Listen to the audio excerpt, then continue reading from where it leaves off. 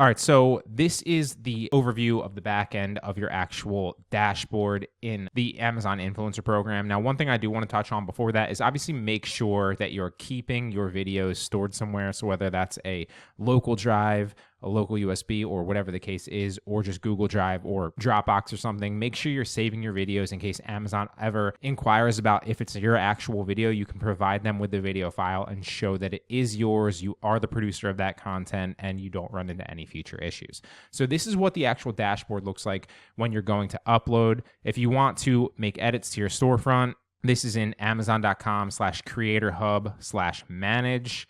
You can go up here and right click and then scroll down and see all the videos that you've produced. And this is what your actual storefront looks like to other people on the Amazon platform or who are looking through it. You can obviously see your last 30-day stats, so your views, your average view duration. Obviously, the higher your average view duration is, the better.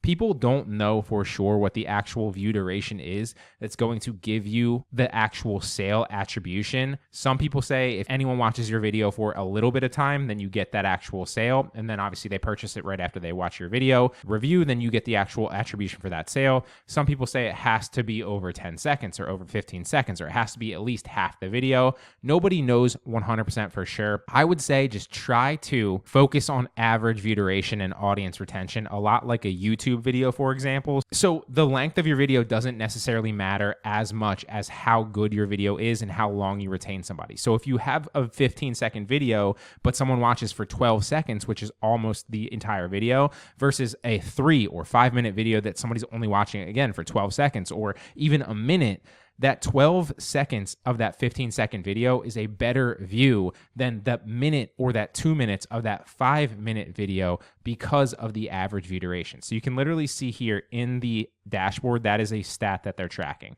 Average percentage viewed is another stat that they track. Obviously, same overall strategy there. Just keep viewers watching, focus on audience retention. Now, if you want to look at your on-site commissions, you can click up here, see Associates Central, and you would obviously set this up in the back end so you can look a little bit more in depth in your earnings reports right here. I'll talk about that in a second. If you want to set up your payments or your payment history, if you want to look at your payment history, you can download a report here, or you can right click and look at your payment history.